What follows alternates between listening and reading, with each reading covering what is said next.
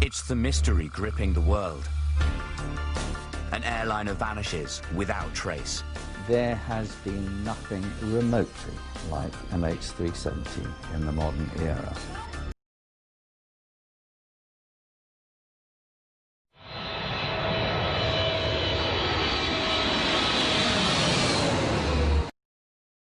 E70, good morning.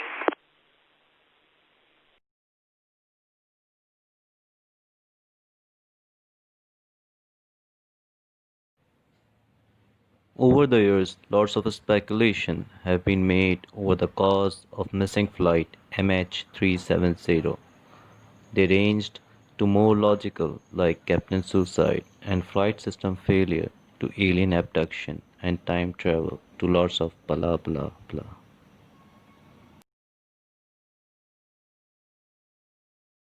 However, there is now clear consensus among investigators that the MH370 catastrophe is most likely to be a pilot suicide, with prime suspect being the captain pilot Zahari Ahmad Shah.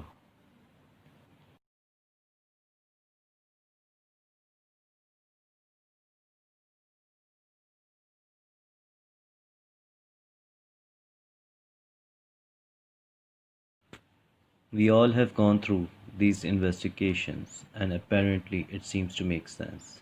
But like it said, the devil is in details.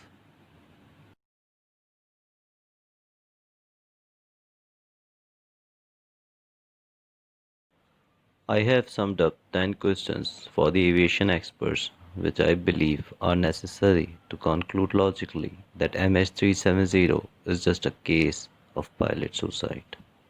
Veering west.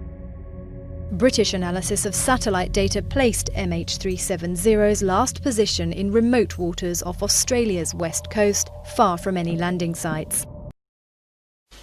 With deep sadness and regret that I must inform you that according to this new data, flight MH370 ended in the southern Indian Ocean. Question 1.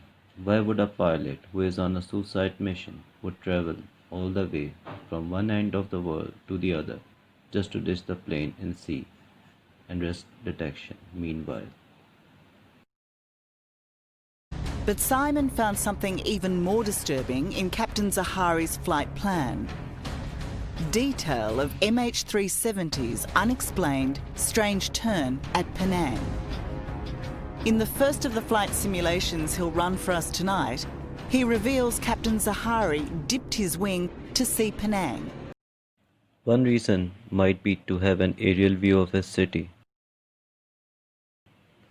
Okay, that might be a good answer, but why not ditch the plane, then right away, and avoid risk of detection till at least additional 3 hours of flight in southern Indian Ocean to the west of Australia?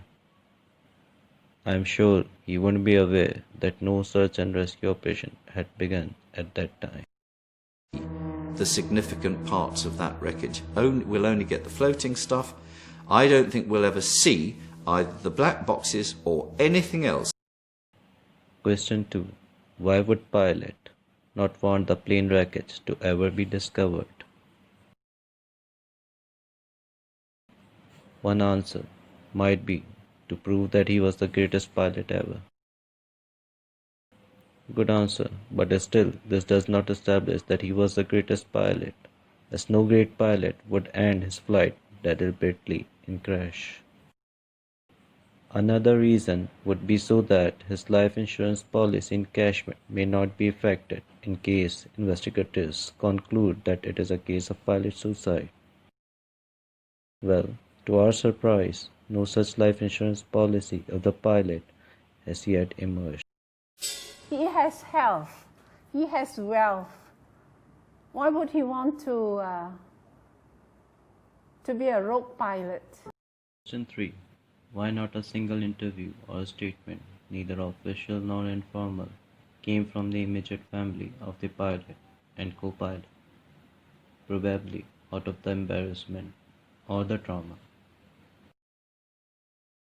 We can't say for sure, as the captain pilot's sister did appear in an interview.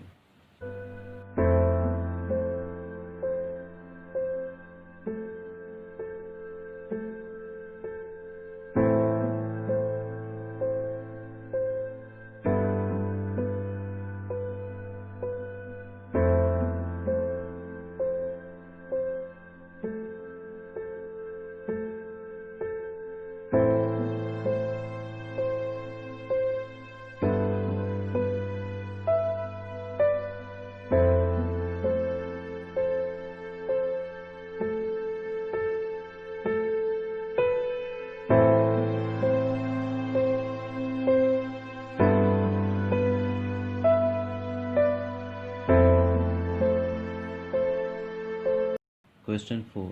Why did the plane's SDU gone offline and came back online during the unfortunate flight? We are not debating how it gone offline and came back online. What we are questioning is why.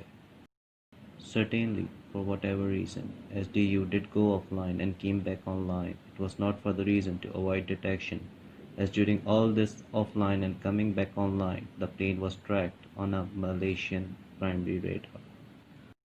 From the Prime Minister is that during that 4-hour gap, while the plane is going this way, Malaysian military is monitoring it.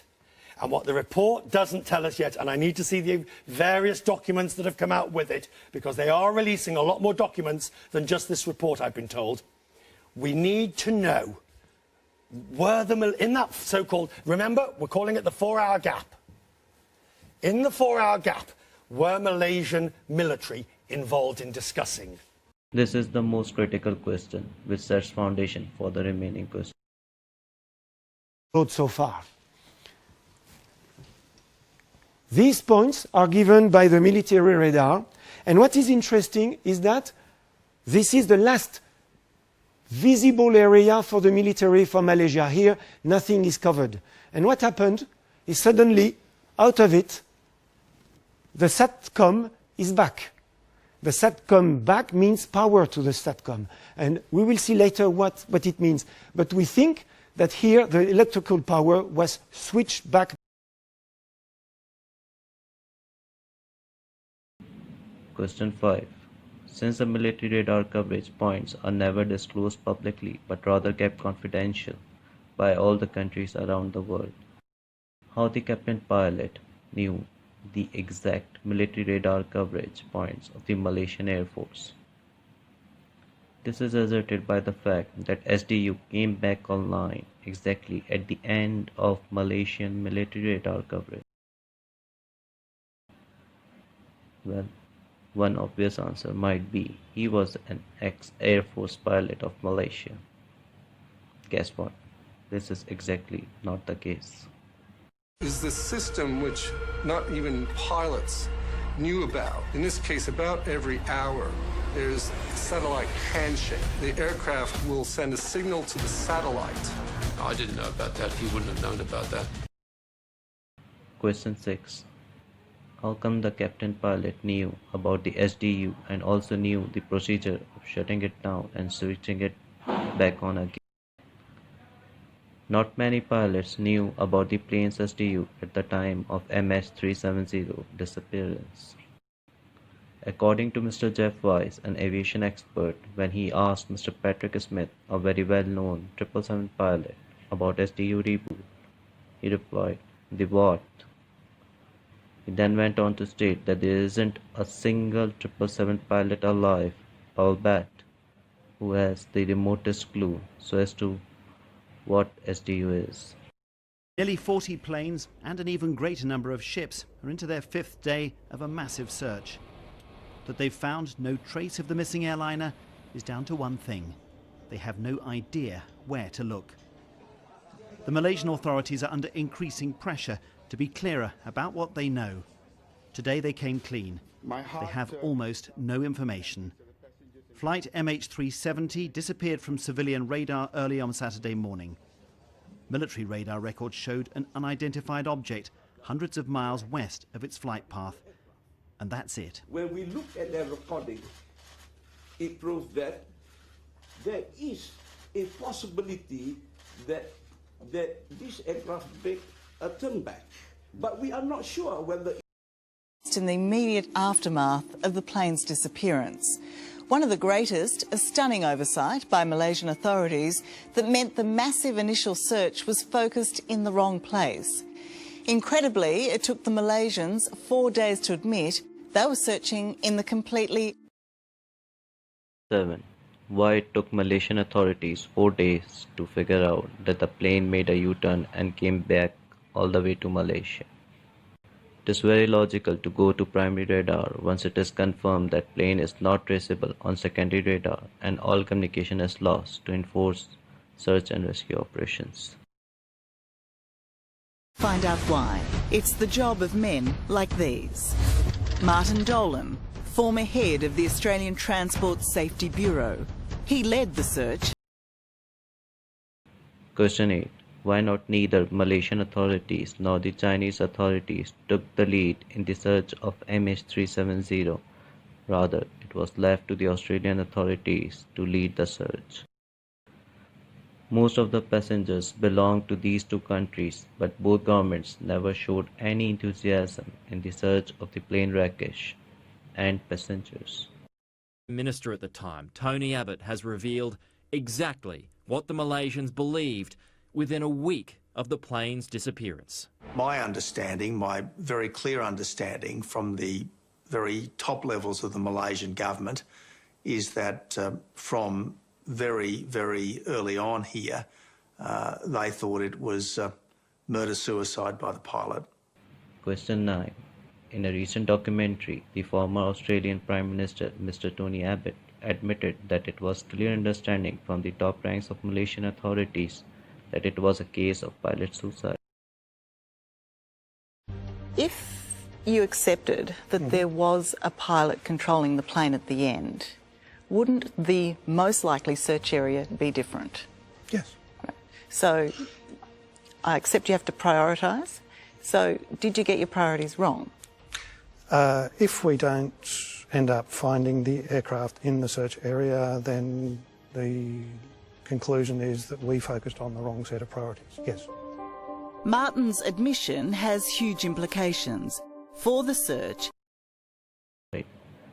But still, the Australian-led investigation for MH370 continued to search the missing plane with scenario of catastrophic failure and not the pilot suicide. Why no one from Malaysian authorities objected to this space scenario-led investigation? 10 days after MH370 went missing, the real search could finally begin. An international alliance of ships and planes scoured several million square kilometres of the southern Indian Ocean. But where there should have been a massive debris field created by its impact with the water, not a trace of the aircraft or its passengers. Question 10. Last but very important yet. Why very limited wreckage was found ended up at shore? And that even also after 1 year and 4 months. The authorities of the French island Réunion said on Monday that no further wreckage, which might come from flight MH370, has been found since a sweeping hunt started last Friday. Officials say the search, conducted from the air, land, and sea, will continue this week. The French military and security forces are also taking part. The French government has ramped up the search efforts after part of a plane wing washed up ashore has been confirmed to be part of a Boeing 777, the same model as MH370. Malaysia has declared that the debris was from the plane. The Malaysian flight... I believe answering all these questions hold the key to conclude that it was a mere case of pilot suicide and not an organized, a well-coordinated, and a perfect crime.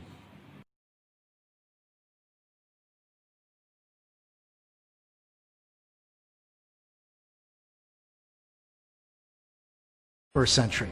Our children, our children's children will be reading about this for years. And what the hell happened to MH370? Malaysian 370, contact Ho Chi Minh 120.9. Good night. Good night, Malaysian clear.